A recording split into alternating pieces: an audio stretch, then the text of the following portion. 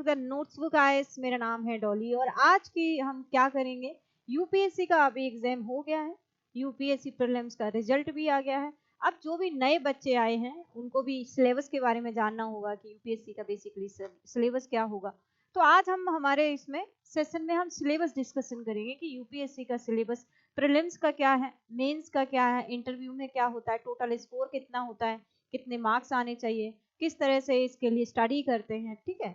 तो अप्रोच क्या होनी चाहिए, हम इसके बारे में बात करेंगे। यूपीएससी सीएससी ओवरव्यू, पूरा नेम क्या है इसका, सिविल सर्विसेज एग्जामिनेशन सीएससी, ठीक है। जनरली लोग यूपीएससी यूपीएससी बोलते हैं, लेकिन बेसिकली इसका जो नाम है CSC. Conduct by union public service commission, UPSC annually होता है। स्टेजेस इसकी कितनी होती है, 3 होती है। प्रीलिम होता है, मेन होता है एंड इंटरव्यू होता है। मीडियम क्या है, इंग्लिश है, हिंदी है, इंक्लूडिंग लैंग्वेज स्पेसिफिक पेपर होते हैं। एज लिमिट क्या होती है, 21 से 30 साल होती है। जनरल कैटेगरी, इनको रिलैक्सेशन मिलता है एज में, ठीक है। नंबर ऑफ अटेम्प्ट्स की अगर बात करें तो जनरल के 6 होते हैं, ओबीसी के 9 होते हैं और एससी एसटी अनलिमिटेड होते हैं with in the age limit. आप देखो इसका एग्जाम का स्ट्रक्चर क्या है, ये प्री एग्जामिनेशन का, ये मेंस का है और ये पर्सनालिटी टेस्ट। ये ऑब्जेक्टिव टाइप होता है जो प्रीलिम्स होता है आपका, और जो मेंस होता है वो सब्जेक्टिव टाइप होता है, और इंटरव्यू होता है, इसमें पर्सनालिटी टेस्ट होता है। तो और इसके और इससे जो मार्क्स होते हैं ये ऐड होते हैं, उसके बाद आपकी रैंक आती है। अब ये प्रीलिम का सिलेबस है, किस तरह के नंबर आते हैं यहाँ पे। जीएस पेपर 1 और जीएस पेपर 2। जीएस पेपर 1 में जीएस रहती है, जैसे हिस्ट्री हो गया, ज्योग्राफी हो गया और करंट अफेयर्स हो गया, इंटरनेशनल इश्यूज हो गए, तो ये सब कुछ रहता है। 100 क्वेश्चन होते हैं, 200 मार्क्स का होता है और ड्यूरेशन जो टाइम की होती है वो 2 आवर्स होती है। वहीं पे पेपर 2 जिसको सी सेट भी बोलते हैं, क्वालिफाइंग नेचर का होता है और 80 क्वेश्चन आते हैं इसमें, 200 मार्क्स का होता है, 2 आवर्स का होता है। इसमें क्वालिफाइंग मार्क्स लाना इंपॉर्टेंट है। देखो अब होता है क्या है, जो सी सेट वाला पेपर है वो क्वालिफाइंग होता है। अगर आप ये क्वालिफाई नहीं कर पाए तो आपके जो जीएस 1 में पेपर है, कितने भी नंबर आपके आए तो आप इसको क्वालिफाई नहीं कर पाओगे।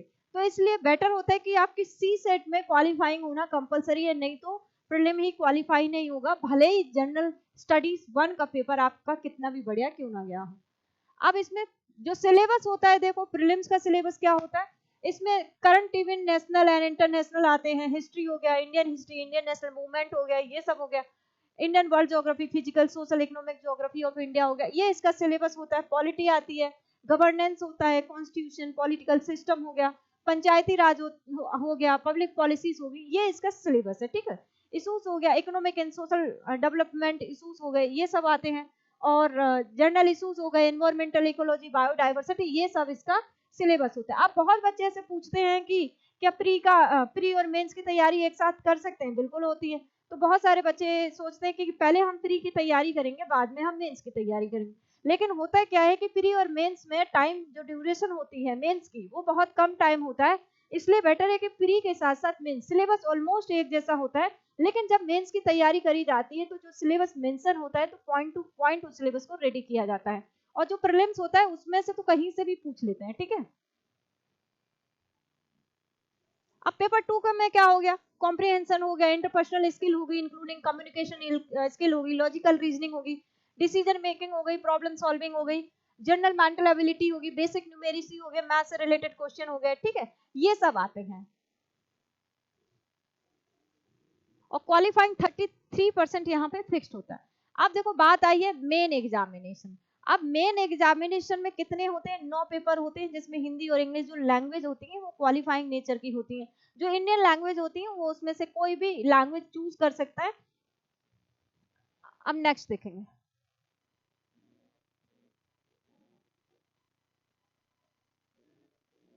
ठीक है, मेंस। अब मेंस में क्या है, qualifying paper of Indian language and English, comprehensive हो गया, प्रेसिज राइटिंग हो गई, यूसेज वोकेबलरी हो गया, शॉर्ट ऐसे हो गया, इंडियन लैंग्वेज में comprehension, precious writing, stage of vocabulary, short ऐसे, ये सब हो गया, ये सब आता है।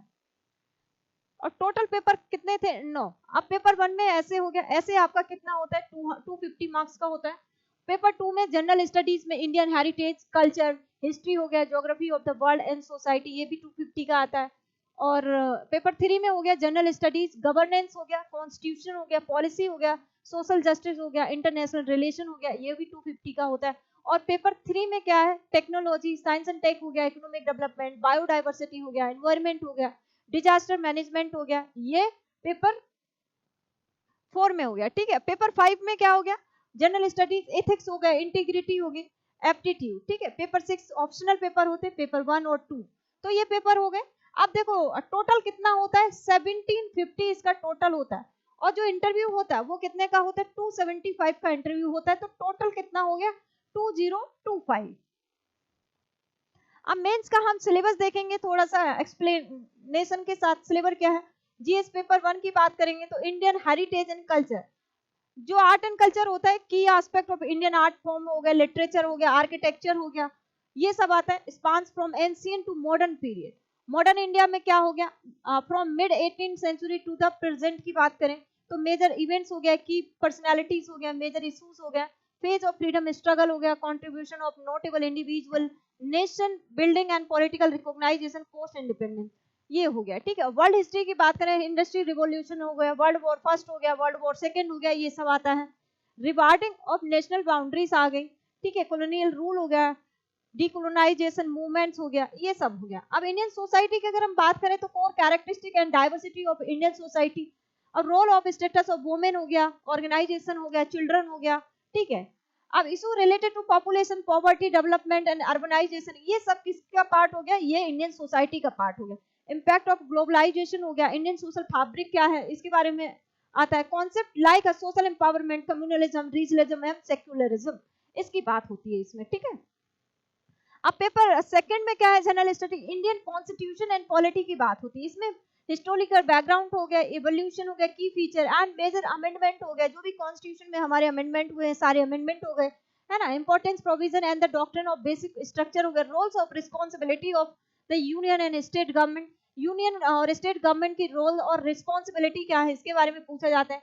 इंडियन पॉलिटी की बात होगी बेसिकली, है ना, role and responsibility, issues and challenges in federalism, revolution, devolution of power and financial resources to local bodies. ठीक है, पंचायती राज की बात कर रहे हैं ना, लोकल बॉडीज की बात कर रहे हैं। अब separation of power among the executive, legislative, judiciary, इन सबकी जो पावर है, सेपरेट पावर है, इनके बारे में बात करें। Comparative analysis of Indian constitution framework with other nation, दूसरे जो नेशन है उनके साथ साथ जो भारत का कॉन्स्टिट्यूशन है उसके साथ कंपैरिजन स्टडी हो गई, ये इससे रिलेटेड क्वेश्चन आते हैं। गवर्नेंस एंड पब्लिक पॉलिसीज हो गए, parliament and state legislative structure, functioning, rules of procedure, power, privileges की बात करें, इमर्जिंग चैलेंजेस क्या क्या हैं, ये सब आता है। ठीक है, ये सिलेबस है। एग्जीक्यूटिव, जुडिशरी, इनका स्ट्रक्चर क्या है, ऑर्गेनाइजेशन, ये फंक्शन कैसे करते हैं, ये सब आता है। Government, ministry and department, roles and responsibility, ये सब इनसे रिलेटेड आते हैं। अब रिप्रेजेंटेशन ऑफ पीपल एक्ट, की फीचर्स ऑफ सिग्निफिकेशन, है ना, एंड सिग्निफिकेशन, अपॉइंटमेंट्स हो गए कॉन्स्टिट्यूशन में, पावर फंक्शन हो गए, duties of major constitutional bodies हो गई, statutory, regulatory and quasi judicial bodies होगी, their roles in governance and administration, इनका रोल क्या क्या है, इससे रिलेटेड क्वेश्चन पूछे जाते हैं। तो जो मेंस का सिलेबस होता है वो पॉइंट टू पॉइंट आपको रीड करना होता है और राइट करना होता है। सोशल जस्टिस देखो, गवर्नेंस, पॉलिसीज, इंटरवेंशन हो गया, development, various sector of issues arising out there, design and implementation हो गई, है ना।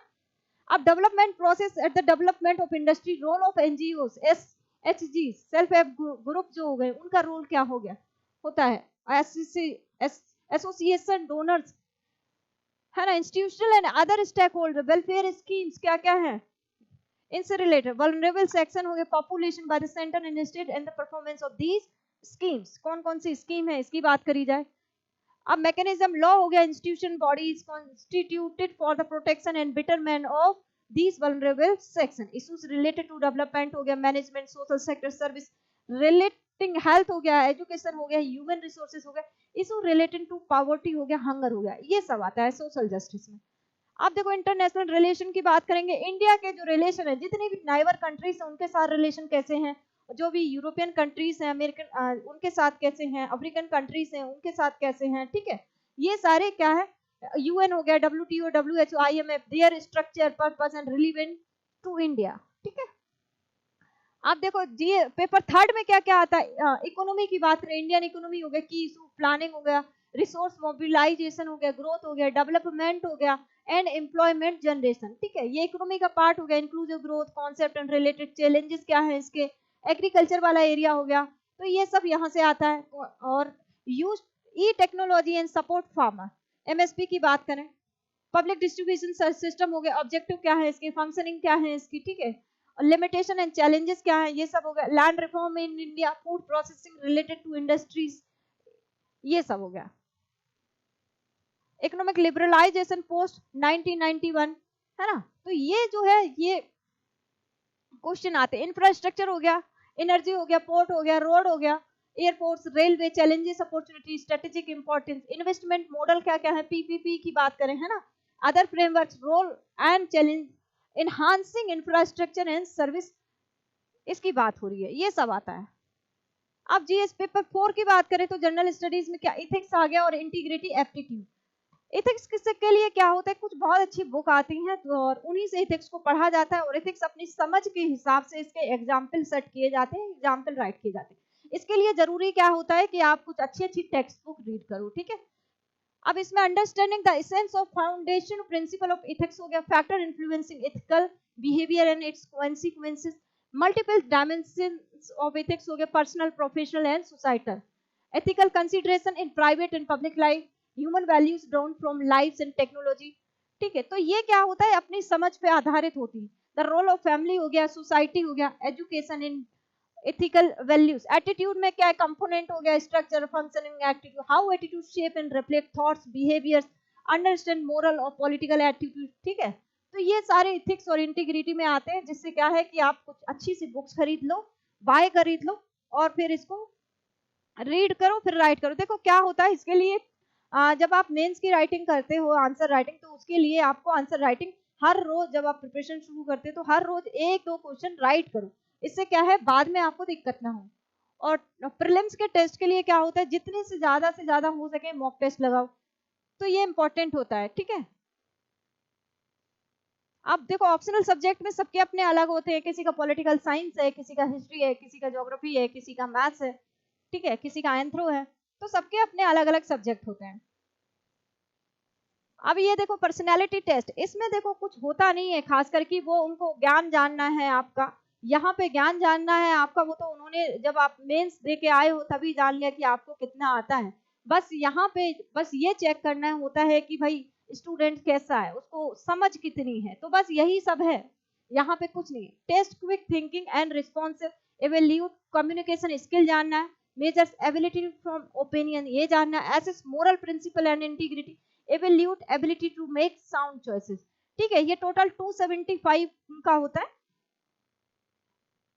अब पर्सनैलिटी टेस्ट स्ट्रक्चर देखो क्या क्या, conduct bye panel qualified and impartial observer, duration 20 से 40 मिनट। देखो जिनका अच्छा नहीं जाता उनको रफा दफा कर दिया जाता है 10 मिनट के अंदर, और जिनका 40 मिनट अगर एग्जाम वहां पे इंटरव्यू जब हो रहा है, वहां पे रूम में बैठा के रखा है 40-45 मिनट, इसका मतलब ये है कि सामने वाले का इंटरव्यू बढ़िया गया, नहीं तो 10 मिनट के अंदर पैनल बाहर भेज देता है। Carry 275 marks contribution to the final merit, मैंने अभी बताया कि मेंस के और इंटरव्यू के जो मार्क्स है दोनों ऐड होके उसके बाद फाइनल लिस्ट आती है, तभी फिर सिलेक्शन होता है। Purpose aim to evaluate personality not academic knowledge already tested in the mains. देखो बहुत सारे जो बच्चे होते हैं वो क्या सोचते हैं कि हमने कॉलेज में टॉप किया है, हमने स्कूल में टॉप किया है, तो हम यूपीएससी में आके भी टॉप करेंगे, लेकिन ऐसा बिल्कुल नहीं है। यूपीएससी का जो पैटर्न है वो बिल्कुल अलग है, और जो आप अपने एकेडमिक्स में पढ़ते हो वो उसका पैटर्न बिल्कुल अलग होता है। तो बहुत सारे जो कॉमर्स के बच्चे होते हैं, जो आर्ट्स के बच्चे होते हैं, जनरली यही सोचते हैं अरे हम इतना तो लिखते रहते हैं तो पेपर में भी जाके कुछ लिख ही देंगे, है ना, लेकिन नहीं, यहाँ पे इस तरह की राइटिंग स्किल नहीं चलती है। A medium can we take English or Hindi or any other language listed in the 8th schedule subject to approval. The focus is on clear and confident expression, not on flawless language skills. ठीक है, अब DAF based question, a significant portion of the interview is based on your detail application form, जो भी आपने application form में information fill करी है वहां से रिलेटेड क्वेश्चन करते हैं। लेकिन जब आप प्रीलिम्स दे के आए हो, मेंस दे के आए हो, इंटरव्यू में जा रहे हो, तो आपको सभी चीजों की तो नॉलेज होगी। तो जो एग्जामिनर होता है, इंटरव्यूअर होता है, वो कहीं से भी आपका क्वेश्चन पुट अप कर सकता है, ठीक है। एकेडमिक एरिया होगा, वहां से भी हॉबीज पूछ लेगा, एक्स्ट्रा कैरिकुलम में आपका कितना अच्छा है, आप क्या करते थे, यहाँ से ये सब क्वेश्चन पूछ लेगा। वर्क एक्सपीरियंस, अगर आप कोई डॉक्टर है, कोई अगर इंजीनियर है, तो उनका जो वो लोग जॉब करके भी क्विट करके जाते हैं, तो उनका वर्क एक्सपीरियंस पूछ लिया जाएगा। होम स्टेट और डिस्ट्रिक्ट कहाँ के हो, अगर उस डिस्ट्रिक्ट में कोई हिस्टोरिकल इवेंट हुआ है, कोई जोग्राफिकल कंडीशन हैपन हुई, तो वहां से पूछ लेंगे, ठीक है। और ऑप्शनल सब्जेक्ट के हिसाब से भी आपके ऊपर क्वेश्चन राइज करेंगे। तो करंट अफेयर, जो करंट का मुद्दा चल रहा है देश दुनिया में, तो वहां से रिलेटेड भी क्वेश्चन कर सकते हैं। तो एकदम क्या है, प्रिपेयर्ड होना चाहिए। डेली न्यूज़पेपर तो बिल्कुल पढ़ना चाहिए। जब इंटरव्यू का टाइम होता है, तो डेली का न्यूज़पेपर, ये एकदम जैसे चाय और कॉफी पीते हैं मॉर्निंग में, उसी के हिसाब से न्यूज़पेपर को रीड करना चाहिए। क्लियर एंड इफेक्टिव कम्युनिकेशन की बात करें, तो यहाँ पे इससे भी ये चीजें भी होनी चाहिए। Logical and structure thinking, awareness, understanding of current affair, concept clarity beyond rote learning, ठीक है। टिप्स फॉर टू प्रिपेयर, इसमें क्या, expect question from every section, keep up with daily newspaper, current affair, मैंने अभी बताया कि अच्छे से न्यूज़पेपर पढ़ो, करंट अफेयर रेडी करो, है ना। और regularly participation in mock interview, feedback and improvement. देखो, जब मॉक इंटरव्यू वगैरह देने जाते हो, किसी कोचिंग वगैरह मॉक इंटरव्यू ज्वाइन करते हो, देने जाते हो, तो वहाँ फीडबैक भी प्रोवाइड कराया जाता है कि आप इस सेक्शन में अच्छा कर रहे हो, इस सेक्शन में अच्छा नहीं कर रहे हो। तो इसलिए क्या है, मॉक इंटरव्यू भी दो। Regulatory participate in mock interview, feedback हो गया ये। तो pay attention to body language, देखो बॉडी लैंग्वेज से भी बहुत सारे क्वेश्चंस क्या है मिल जाते हैं कि आपकी बॉडी लैंग्वेज कैसी है। तो इसलिए कि जब इंटरव्यू देने जाते हैं, उसके 1-2 महीने पहले ही क्या है, उस पर पर्सनैलिटी डेवलपमेंट पे काम करना शुरू कर दो। बैठना, उठना, खाना पीना, एक ऑफिसर बन रहे हो तो just like behave like officer, है ना। तो pay attention to body language, posture and eye contact. If unsure admit it honestly rather than guessing, ठीक है। गैस नहीं करना है, अगर कोई क्वेश्चन 100% आता है तो उसका आंसर करना है, गैस नहीं करना है कि गैस कर लिया।